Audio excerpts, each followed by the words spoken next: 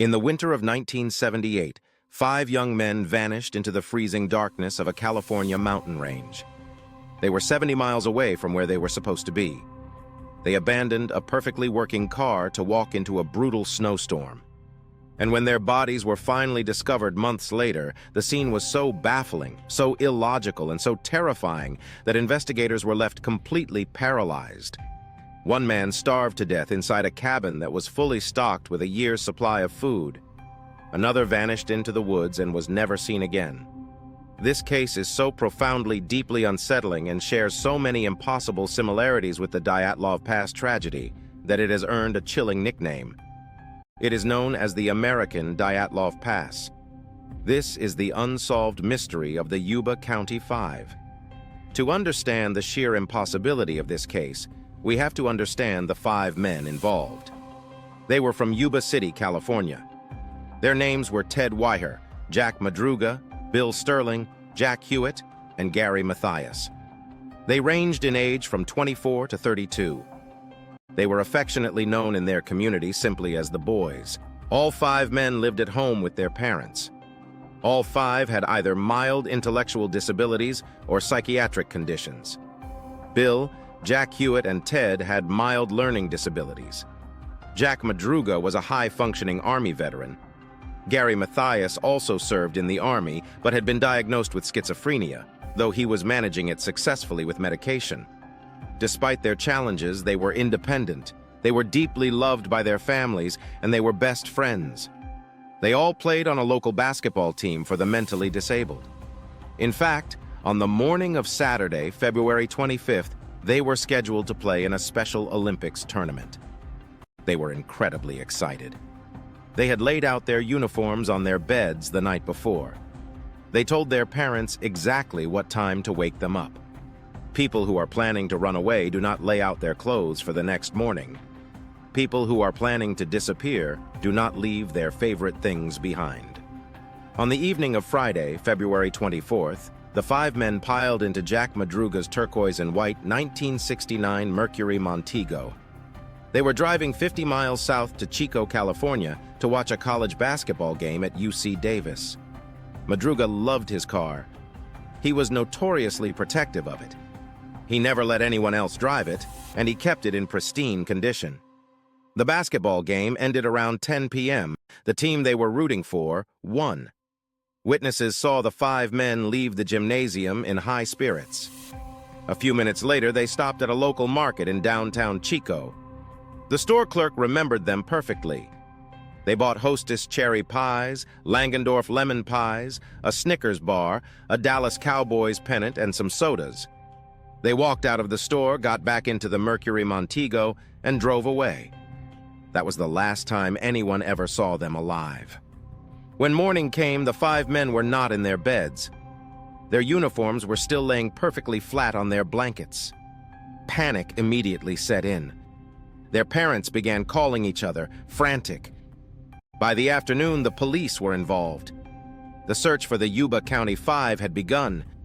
For 3 agonizing days, there was absolutely no sign of the men or the turquoise car. But on Tuesday, February 28th, a forest ranger made a discovery that changed everything. Deep in the Plumas National Forest, on a treacherous, unpaved, snow-covered logging road, the ranger found the 1969 Mercury Montego. It was parked on the side of the road. This location made absolutely no sense. It was 70 miles in the complete opposite direction of Yuba City. It was high up in the mountains, an area none of the men had any connection to. They did not have winter clothes. They were wearing light jackets, sneakers, and some were just wearing jeans. Why would they drive up a freezing, desolate mountain road in the middle of the night? But the mystery of the car was just beginning. When investigators examined the vehicle, they found it in perfect working condition. It had a quarter tank of gas. It started instantly when hot-wired. The keys were missing, but there was no damage to the car. It was stuck in a small snowdrift, but 5 strong young men could have easily pushed it out in less than a minute. Even more bizarre, the undercarriage of the car was completely undamaged. The logging road was full of deep ruts, sharp rocks, and massive potholes. Driving a low-clearance sedan up that mountain in the dark should have destroyed the suspension or the exhaust pipe. But the car was pristine. Police concluded that whoever drove the car up that mountain had driven it with extreme precision and care. But Jack Madruga, the only one who drove that car, was terrified of the dark and hated driving outside of his normal routes.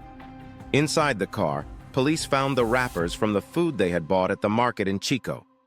Neatly folded on the back seat were the programs from the basketball game. One of the windows was rolled down. The car was unlocked. There were no signs of a struggle, no blood, no evidence of foul play. It looked as if the 5 men had simply parked the car, stepped out into the freezing snow, and walked away into the dark. But why? As the search expanded into the forest, a bizarre witness stepped forward. His name was Joseph Schoens. On the night the boys disappeared, Schoens had been driving up that exact same mountain road to check on his ski cabin. His car got stuck in the snow. While trying to push his car out, he experienced a mild heart attack. He got back into his car, turned on the heater, and waited for help. Around midnight, he saw headlights coming up the road. He saw a car park behind his. He claimed he saw a group of people standing around the car, illuminated by the headlights. He opened his window and yelled for help. The moment he yelled, the voices stopped. The headlights turned off, and the woods went completely dead silent. Later in the night, he claimed he saw a pickup truck drive up the road, stop for a moment, and then drive away. Schoens eventually managed to walk down the mountain the next morning and get medical help. His testimony added a terrifying layer to the case. Who was the group of people? Were they the 5 boys? And if so, why did they go silent and turn off their lights when a dying man asked for help? And who was driving the phantom pickup truck? For months, massive search parties combed the Plumas National Forest. Helicopters with thermal imaging, men on horseback tracking dogs. Nothing was found. The brutal winter storms completely buried the landscape under 15 feet of snow. The families waited in agony. It wasn't until June, 4 months later, when the snow finally began to melt, that the truth started to reveal itself. And the truth was more horrifying than anyone could have imagined. 19 miles further up the mountain road from where the car was parked, there was a Forest Service trailer. It was used by rangers as a shelter during the summer. On June 4th, a group of motorcyclists arrived at the trailer. When they opened the door, they were hit with a horrific smell. Inside the trailer, lying on a bed wrapped from head to toe in 8 heavy blankets, was the body of Ted Weyer. His shoes were missing. His feet were badly frostbitten. But Ted Weyer did not just freeze to death. The coroner determined that Ted had starved to death. When he left home, Ted weighed 200 pounds. When his body was found, he weighed less than 100. The length of his beard indicated that he had lived inside that trailer for somewhere between 8 and 13 weeks. He had suffered for months in the freezing dark. But this is where the logic of the case completely shatters. The Forest Service trailer was fully stocked with a year's supply of food. There were hundreds of cans of military sea rations, dehydrated meals, and fruit. Only a few cans had been opened. They had been opened with a P-38 military can opener. Only 2 of the men knew how to use a P-38, Jack Madruga and Gary Mathias, the 2 Army veterans. This meant Ted was not alone, at least initially. But despite being surrounded by enough food to keep all 5 men alive for an entire year, they did not eat it. They did not break into the storage locker right next to the trailer, which held even more food. Furthermore, the trailer had a heavy-duty propane tank connected to a heating system. All they had to do was turn a single valve outside, and the trailer would have been flooded with warm heat. They never turned the valve. They never started a fire, even though there were matches and paperback books everywhere. Why did they choose to freeze? Why did they choose to starve? Investigators were completely baffled. It was as if the men were too terrified to do anything, as if they were hiding from something, or someone, and were afraid that making a fire or opening too many cans would give away their location. The next day, searchers found the remains of Jack Madruga and Bill Sterling. They were located on the road, about halfway between the abandoned car and the trailer. They had died of hypothermia shortly after leaving the car. A few days later, the remains of Jack Hewitt were found. His father actually discovered his son's spine under a bush about 2 miles from the trailer. He too had frozen to death. But there was one man missing, Gary Mathias. Inside the trailer, police found Gary's sneakers, but Ted Wyer's heavy leather shoes were gone. Police believe that Gary took Ted's shoes, perhaps because his own feet were freezing, and walked out of the trailer into the vast, unforgiving wilderness. Despite exhaustive searches, the body of Gary Mathias has never been found. He simply vanished from the face of the earth. The Yuba County Five leaves us with a mountain of unanswerable questions. First, why did they drive up that road? There was a theory that Gary Mathias, who had friends in a town called Forbestown, somehow convinced the group to take a detour to visit them, and Jack Madruga simply made a wrong turn in the dark. But even if they made a wrong turn, why abandon a perfectly working car? Why not just wait inside the car until morning? Why step out into a blizzard without coats?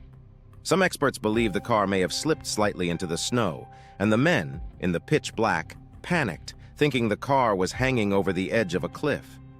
But that does not explain why they walked 19 miles uphill instead of walking downhill back towards civilization. What happened at the trailer? If Gary and Jack Hewitt were with Ted in the trailer, why didn't they stay? Did Gary, who was unmedicated for his schizophrenia at this point, experience a severe hallucination or paranoid episode? Did he convince the others that they were being hunted? This could explain why they didn't turn on the heat or eat the food. They might have believed the food was poisoned or that the heat would attract their pursuers. But then, why would Gary leave Ted alone to die slowly for 2 months? And we cannot forget the witness, Joseph Shunes. Who were the people he saw? Was there an altercation in Chico? Did someone follow the boys out of the parking lot?